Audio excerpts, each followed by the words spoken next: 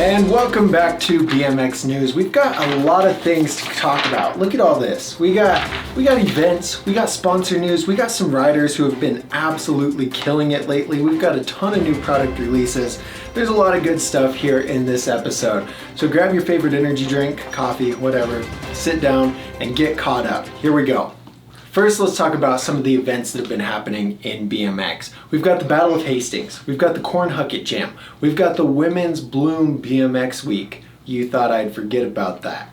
And then we also have the Dawn of the Streets Jam that happened in New York City. Let's talk about these events that happened, and I'm gonna share some of my thoughts. So the first one we've got is the Cornhuckit Jam. This looked like a really fun event, and a few weeks before this event happened, I was actually in the Midwest. I came back home before this event happened, so I didn't get to go out to it, but it looks like a blast. It genuinely looks almost as fun as Swamp Fest. And it brings me to question, why is this event not as popular as Swamp Fest? Now maybe I'm wrong, right? Maybe I'm completely wrong, I don't know. But the only person that actually covered this event was Brant Moore. And to be fair, he did a really good job of it. But why is, Swamp Fest, you've got all these people go out there, film the event, like crazy pros, everything like that. It's just a huge deal. Cornhuckit Jam seems, potentially just as fun, maybe with a little bit more craziness thrown in, but it seems like a really good time, I'm not gonna lie. So why didn't you guys go to Cornhuckit Jam? I've got my excuse, but what's yours? Let me know in the comments, I'm really curious. And next we've got Battle of Hastings, which is always a good time to watch. This one is one that's on my bucket list to go attend because it's just a good time. It's at Source BMX, they have some ramps set up, and from what it looks like, these ramps aren't that easy to ride. We saw Kieran O'Reilly, the BMX god, ride these ramps like he'd never ridden BMX before. I mean, no, that's too harsh. Like, he did fine, but you look at his teammate Jose Torres was just destroying these ramps, and Kieran was kind of like not doing so good.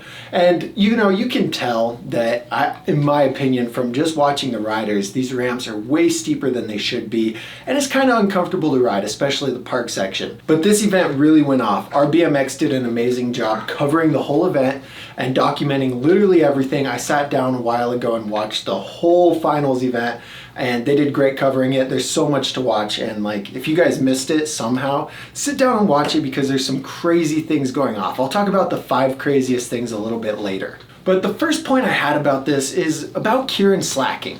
I don't know why he was slacking, but check out these clips compared to Jose Torres and tell me what you think. Was he actually slacking, or am I just being a little bit too critical? I'm used to seeing Kieran do some insane things with a little bit of style, but he was really missing out on the style at the Battle of Hastings. Now Jose killed it, but Kieran's team I genuinely thought should have done a lot better instead of last place. Another cool thing is that Dovey, the guy that we commonly see on Instagram going way up in the air, flowing like a god, had his own team. Dude's just a kid. I mean, he seems like a kid. He's pretty young. I don't actually know how old he is, but he seems like a kid. He had his own team for Battle of Hastings. He had Sergio Leos and other really good shredders. They actually ended up winning. Spoiler alert, they ended up winning. But it's crazy to me to see the potential of social media and connections. From what I've noticed over the last year and a half, this kid has just been blowing up. We see Instagram clips spread around and we're like, God, this guy's good. Boom, sponsored, boom, Battle of Hastings team. And that's how it works. It's been really cool to see him on this journey. And I just wanted to point out, he had his own team for Battle of Hastings, and I feel like that's a pretty big deal. So the other thing I wanted to talk about here could come off as a little sensitive. It might be sensitive to you. It's a little bit sensitive to me. But is Garrett Reynolds, I got a question. Okay, it's just a broad question, don't get offended. Is Garrett Reynolds washed up? I've got to know, and I really want to know what you guys think. Let me play these clips, and you tell me what you think.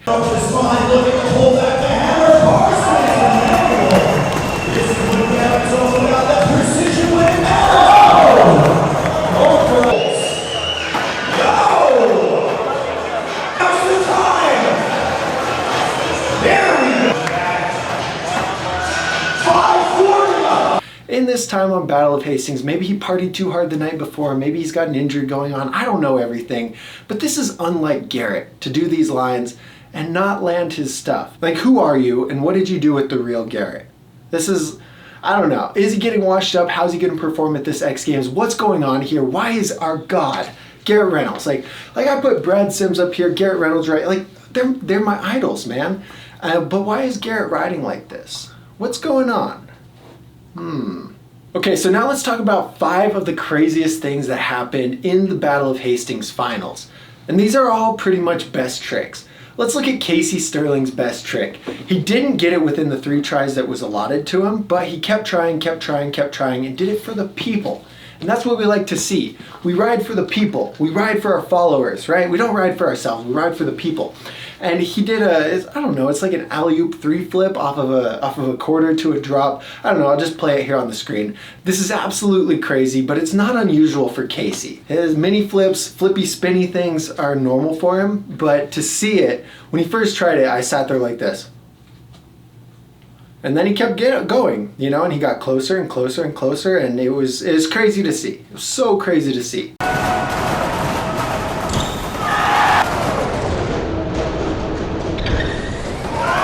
The second one is Felix Pragenberg's best trick. Check this out on the screen. Again, he did this one for the people. He didn't get it in his 3 tries, but he kept trying. He wanted to get it for the people, and he pulled it. And it was very mind-boggling. I think it was mind-boggling, but I'm kind of a noob at peg things. I'm just learning how to use my opposite pegs. I'm just learning how to do little tooth cheek things, and I don't know very much about the peg world. So to me, this was absolutely crazy.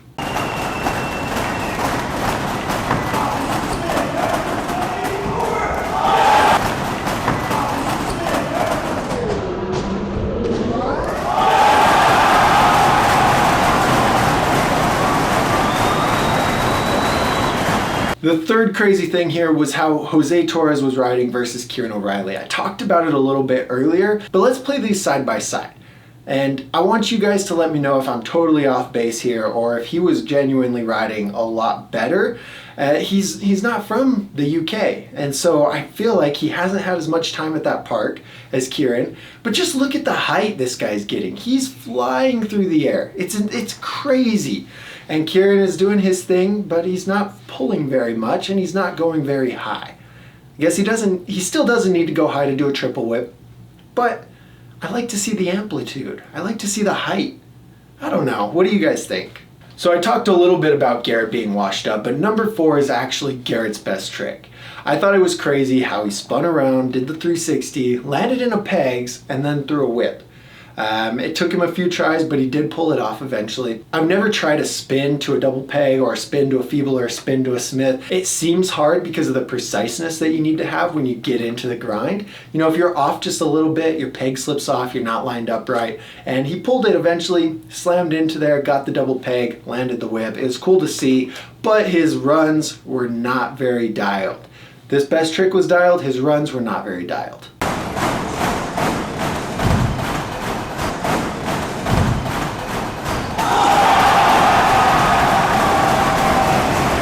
And obviously, number 1, which order was I going? Number 1 was Kevin's best trick. This was posted all over the internet. I'm a little bit late on it, but Kevin has been doing a 180 flip whip as a best trick for the last long time. I gave Mike Vargas some shit for doing the same thing over and over. Kevin's doing the same thing over and over, but he's stepping it up. I don't know if you would consider this a spine or a box jump or just like, I don't know, a gap. It's huge. It's very wide. It's not like a normal gap. It's definitely not a spine. And the amount of speed he had to have to pull this is mind-boggling. So congrats, Kevin. Congrats all you guys, Team Dovey, for taking the win there at Battle of Hastings. It was insane to see, and those were my top 5 events.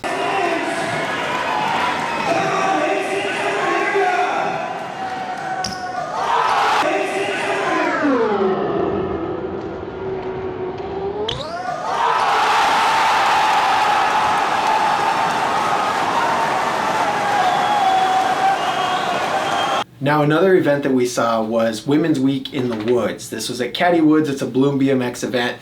And initially I hated the idea. Hated it. I was like, look, this is kind of sexist, right? If I went and I said, hey guys, let's go out to the woods, let's have a big event, big huge public event, and call it Men's Week. No women allowed. That'd be sexist. That'd be very sexist. And I wouldn't do that, right? I wouldn't do that. Now, would women come out to Men's Week in the Woods? Probably not. But the point of it is like it's a women's event, women only, right? No men. And now hold on. in between the time of that happening and me thinking that, I had a good time to talk to Jess, who talked to me about women's BMX struggles. And throughout the conversation with her, I realized that it was important to have a safe place for women to go and shred, where they can ride and not feel judged and not feel the hate that subconsciously happens with certain men BMX riders. And so fair enough, you know. Okay, moving away from events, let's talk about some riders who have been killing it. These are well-known riders. I was just ranting about, you know, well-known riders getting overhyped. But Jeremy Malott and Daniel Sandoval, I feel like I talk about them all the time. I don't know, I just see a lot of the Instagram clips at Daniel's backyard of Jeremy doing crazy fakey things, and it's like, whoa, he's kind of opening a different segue to different tricks. You know, this backflip to fakey Superman. All these crazy things that he's faking into, it's really refreshing to see. But aside from Jeremy, Daniel's been killing it with crazy combinations. And the thing I really appreciate about Daniel on Instagram is he'll throw these crazy combinations, he'll land sometimes, but sometimes he doesn't land it and he still posts it. And I'm all for that. You know, there's a lot of people that are like, nah dude, that's dumb. I'm all for it. I don't see anything wrong with it. It shows where he's at with it, and it shows a real sense of progression. Now the third dude I want to talk about is Tate Roskelly. He's the GT rider. You see him do weird things with a mag wheel, just weird things in general. Two things that he's done in the last month and a half that are just mind-blowing. The first one is this trick. I think he said it took him a few hundred tries to get it in there. Now I will say, this is crazy to watch. This is insane. It blows my mind. I saw it, my jaw hit the floor, and I was like, whoa, this is crazy. But hold on. Hear me out.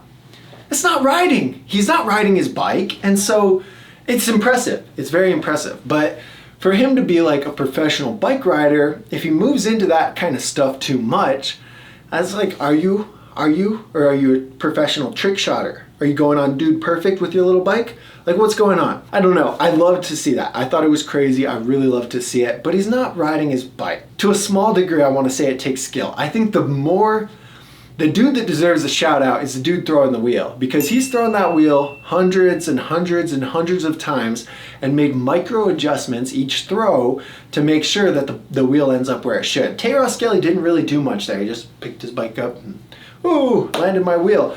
Dude who threw the wheel, good job to you. I hope you got the clout that you deserved. I hope you get the credit, man. That was crazy. The second thing though is this rope fakie, which is, that's bike riding, mind-blowing again. How did he do that? I feel like the rope's wide enough for the tire to fall through, so it literally doesn't make any sense. But he did it. And that's all. That's all. I don't know. It was crazy. So good job, Daniel. Good job, Jeremy. Good job, Tate. I like to see you guys doing your crazy progression stuff. Now, sponsor news. We've got Chris Doyle on S&M. This is funny. I watched his full circle video. He's talking about that. Like, hey, I had an S&M when I started riding. Then he went a different direction. He rode with Kink for a really long time. And now he's still riding. He's doing real estate. He's not riding at a professional level because of his heart stuff. Not competing and stuff. He's still a professional rider. He's very good. But he's riding for S&M. And this is an interesting move. I don't know. It's crazy how short attention span dies nowadays. Like, it was all, oh yeah, Chris Doyle, oh my god, Chris Doyle's not riding as much, Chris Doyle got hurt, and then boom, you forget about him. Now he's back on S&M and everyone's like, Chris Doyle. Just like Drew Bezanson, he's off DK. And it's like, Drew Bezanson, crazy. A car crash, nobody thinks about Drew Bezanson anymore. And that's the craziest thing, man. These riders risk their life. Like, I rant about this so much, but these riders risk their lives to do crazy tricks because they love it, but it also entertains you. Then they get hurt, they don't ride anymore, you totally forget about them. Like, the attention span is so short. And the third thing is Alex Hiam off Colony. And now I was a proud owner of Colony Sweet Tooth forks, Sweet Tooth frame. I loved Alex Hiam, I loved his riding. I rode his signature parts, good stuff, great stuff. I like Colony.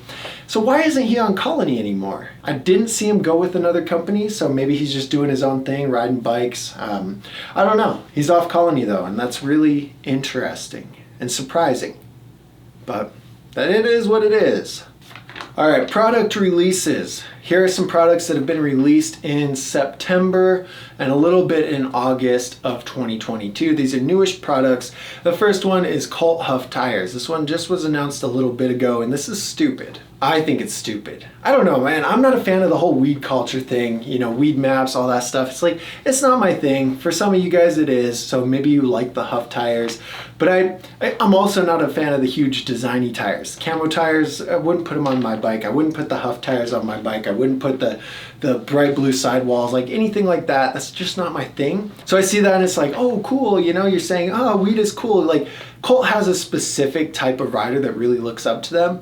And I think a lot of them are kids that aren't in a great position in life and that are easily steered in a certain direction. I just think it's potentially a bad influence on the kiddos. You know, kids should make their own decisions when they're old enough to make their own decisions and not be influenced early on.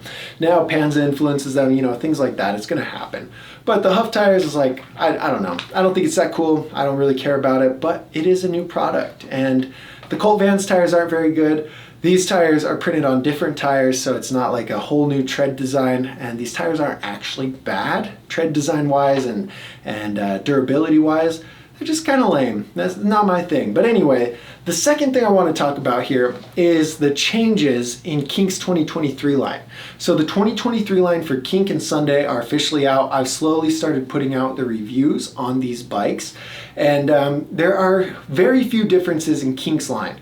So the biggest difference between 2022 Kinks and 2023 Kinks are the prices went up. Yes, the prices went up on the Kink bikes, and these might not be my favorite bikes this year for a number of reasons. We'll get into that later. Biggest thing, prices went up. Kink's bikes in 2021, 2022, 2020 were the best value BMX bikes that you could get. When you look at the quality that they provided and the cost that these bikes were, they were great value. Now in 2023, the prices are going up on these models and it's making them less of a good value. So I don't know. We're gonna wait and see how the rest of the 2023 bikes come out, what their price points are, and if Kinks are still the best value, great. I highly doubt they will be because Sunday's doing some big things, but we're just gonna see. We're gonna wait and see. Kink's bikes are more expensive in 2023 than 2022. So if you're looking for Kink bikes to buy, I would highly suggest looking for a 2022 Kink bike that is on sale because they're down to 20% off right now just to move inventory, or a used Kink bike or something like that. That would be my recommendation. The second difference in the 2022 line with the 2023 Kink bikes are the colors. All brand new colors for 2023. Some of these colors are sick, some of these colors are lame, but they changed up all the colors, and that's literally, oh, wait, there's one more. The third one is that they clarified on their product page that the Kink Cloud and the Kink Williams are not the aftermarket Cloud and Williams frame. I talk about this a lot. It comes up in a lot of live streams because when you look online, you can buy a Kink Cloud aftermarket frame. It's like a $350 frame, okay? Now, when you buy the Kink Cloud BMX bike, you assume that that frame, that Kink Cloud aftermarket frame, comes on the BMX bike, and that is not the case. The aftermarket frame is going to be much higher quality than the one that comes on the complete bike. The one that comes on the complete bike isn't bad, like, don't get me wrong, but it's not the same quality. It's not as good as the aftermarket frame. Same with the Williams. And so it was very misleading in 2022 because in the description in 2022 it would say Williams frame, Williams full chromoly frame, or something like that. Now they've clarified in 2023, it says Williams stock frame or something like that. They've changed the wording a little bit to be a little bit misleading because I genuinely think they were being misleading. Just like Colt's misleading about their Colt Match rims being on the bikes. There's Colt Match single wall, there's Colt Match double wall, and they don't distinguish which one's which. So when you buy the cheap Colt Access, you see, wow, Colt Match rims. Wrong, they're single wall. But you know, that's why I do what I do, so I can help you guys out, help you guys navigate that. But that's the only difference in the 2023 Kink lineup. New colors, higher price points, and more clarification on the frames for the higher end complete models. All right, now Sunday's 2023 line has actually come out too, and I wasn't too excited to look at these. I don't know, generally Sunday's bikes are a little bit overpriced. Or quite a bit, a lot of bit overpriced actually. I look at them and I'm like, Jesus Christ, you're charging this much for a high tensile steel bike? Wow. And I don't know if they watched my reviews where I kind of would jab at them for that a little bit, or I don't know, but now in 2023, the bike's prices have come down. What? Why? I don't know why they've come down. Because, you know, I say, oh, Kink prices went up, and everyone's like, yeah, shipping costs and da-da-da-da-da. But then Sunday is like, ha, let's lower these prices. So kudos to Sunday. I don't know, when I was looking at the site, I looked at that and I was like, whoa, the prices are cheaper. So 2023 Sunday bike MSRPs are about $30 to $50 cheaper than the 2022 MSRPs. Did they take advantage of people in 2022 and charge too much? Probably. Are they like, yeah, all right, let's lower these prices a little bit now that we're not going to sell as many bikes? I don't know. I think that's kind of what happened, but maybe they figured out a way to get them cheaper, blah, blah, blah. I don't know. But that was the biggest difference in Sunday's 2023 lineup. The bikes are cheaper for 2023 than they were in 2022. So everyone, W Sunday. Sunday, big win right there. Good job. Good job, guys. I love to see that. We're going to get more people on Sunday bikes this year. Let's go. Now, just like the Kink bikes, this 2023 Sunday bikes have all new color options for 2023. The 2022 colors are out, the 2023 colors are in. They updated every single bike with a new color option. An interesting change here in Sunday's 2023 lineup is they got rid of the Sunday Soundwave cassette version. So in 2022, you could choose a Sunday Soundwave Gary Young signature in a free coaster or in a cassette. And the cassette had caliber cranks. The free coaster version had Thunderbolt cranks with a lifetime warranty. The caliber cranks don't have a lifetime warranty. And then you could choose between left-hand drive or right-hand drive, okay? And this was cool. Now in 2022, you don't get that option. The Sunday Soundwave Complete is not Gary Young's signature anymore, and it's not available in a cassette option. It's only available with the Clutch 2 free coaster. So that was one big change. And the Soundwave comes with the Thunderbolt cranks with the lifetime warranty. They added a new Complete, a new Gary Young signature called the Wavelength. Okay, so now we don't have the Soundwave with the cassette, we have the Wavelength with the cassette. So the Wavelength comes with caliber cranks and a cassette just like the Soundwave cassette version used to. So they got rid of the Soundwave cassette, kept the Soundwave free coaster only, and then they added the Wavelength, so that they pretty much took everything from the Soundwave cassette and put it on a Wavelength frame, and that's going to be their aftermarket Gary Young signature bike. Both these bikes are very high end, but that's kind of a new thing for 2023. The Wavelength Complete bike is now Gary Young's signature, and it has a cassette, no free coaster option, and it has the caliber cranks without a lifetime warranty. The Street Sweeper now has a lame bar pad included. Some people like the bar pad. I think they're lame. I would never, ever spend my money on a bar pad. I would never go out and go, oh, I got some money today, let's go buy a bar pad. I wouldn't do that. Some of you guys like the bar pads, and so this might be an extra selling point for the Street Sweeper. And if that's your thing, man, cool. You know, if that's your thing, that's cool. Now you're gonna save some money. Instead of buying the Street Sweeper and then buying a bar pad, it comes included. And the price is cheaper. So anyway, that's another really cool thing. Now, they did some weird stuff with the Soundwave, but they also did some weird stuff with the Sunday X. So in 2022, the Sunday X had two options. It had the Julian Ortega version and the Eric Elstrand version. The Julian Ortega version had a free coaster, an Odyssey Clutch free coaster, and it cost a little bit more than the Ortega version.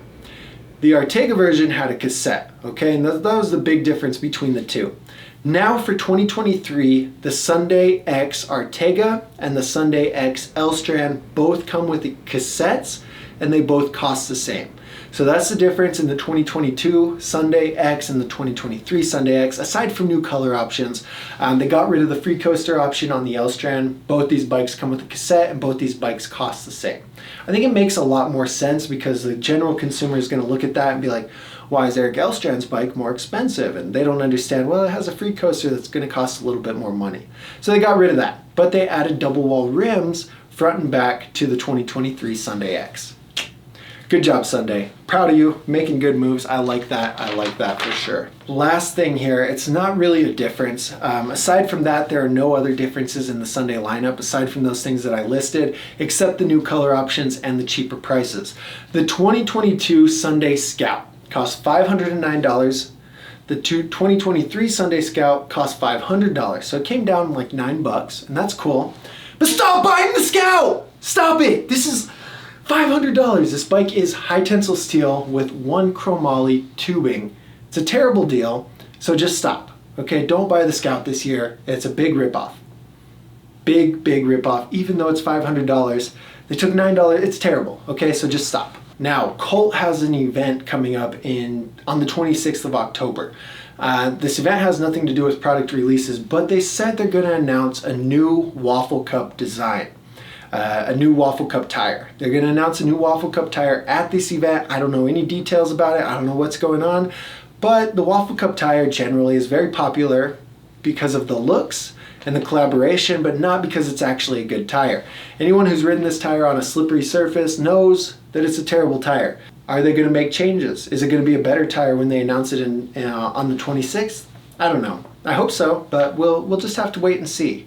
Kink announced a new stem called the Kink Track Stem, and this stem is different from traditional stems because if you remember, tightening your stem is kind of a headache. You know, if you don't know to tighten it in a cross pattern, you're riding along, your bars slip forward, you fall over, it's a terrible time.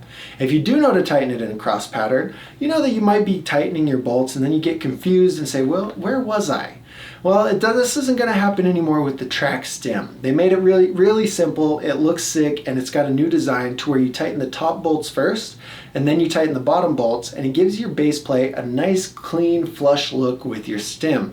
Instead of having that gap that you normally have, it's going to fit flush up against the stem, gives it a nice, clean look, and ideally it's easier to tighten. Two things that I want to talk about before we wrap it up here. The first thing is Adam22 is starting to move back into the BMX stuff.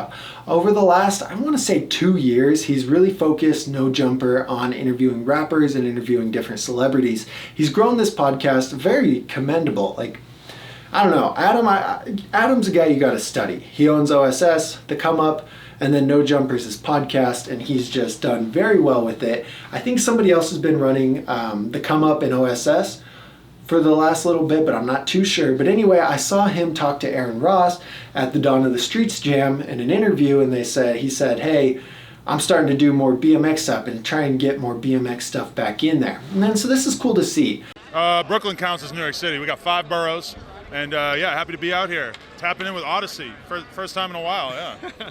This is getting back to your roots. Oh, I love it, man. Yeah, I've been trying to come out to Brooklyn and ride with the team for a while. We're finally out here doing a few media appearances and stuff, but yeah, I'm just trying to tap in with the boys, try to go hard with the BMX content again this year, so. Yeah. I like it. Anyway, that's something we should see more of, and we did see with a Chad Curley interview on No Jumper. So he is starting to interview more BMXers and get that going again. So keep your eyes out for that. The last thing, I want to end it on this, is don't fall into the Odyssey scam. And you're like, what's the Odyssey scam? Well, the Odyssey scam, it's not really a scam, but you're going to see a lot of people screenshotting an Odyssey post and sharing it, and this is the most annoying thing ever. They did this years ago where they're like, hey, you know, screenshot this, repost it, tag us, and you could win this part. And this is cool. You know, giveaways are cool, brand exposure is cool, but bro, it's the most annoying thing ever. If I see any of you guys that I follow, repost this, I'm gonna unfollow you. Straight up unfollow, because I don't care about seeing all that. I don't care about seeing all that. And that's my, that's my opinion, but don't share it, don't be annoying. Your followers don't want to see it, nobody wants to see it. If you want the thing so bad, just buy the bike bag, buy the bars, you're not gonna win. Chances are you're not gonna win. Thousands of people are gonna enter and make hundreds of thousands of people mad to see all those posts. Devon tagged me in it. He said, it's back. And I was like, no. Because when it was going on earlier, I hated this. I would see one, unfollow, see one, unfollow, see one, unfollow. And now it took a break. It hit away during COVID, and now they're back. So I got my unfollow. This is my unfollow finger. I got it ready right now. If I see any of you guys reposting that, unfollow. Just follow Odyssey. Don't repost it, all that. Just follow Odyssey if you want. Follow Odyssey. Don't repost it. And we'll be good. So that's a lot of BMX news, and look, the idea here is to spark controversy and generate discussion. So if you disagree with me, let me know in the comments. Let's talk about it. Let's have a good discussion. Update me with your thoughts on all of the BMX news that has happened. I want to leave a question with you before I go. Is BMX headed in a good direction or a bad direction? Me and everyone else that's deep in the sport really want the sport to continue growing and keep the BMX economy alive. And a lot of the things that determine whether the economy is alive in 5 years is the choices that the brands and the industry riders make over time. So are we doing good things for BMX or are we doing bad things for BMX? Where's BMX going to be in the next 5 years? What are your thoughts? And we'll see you guys next month for BMX News.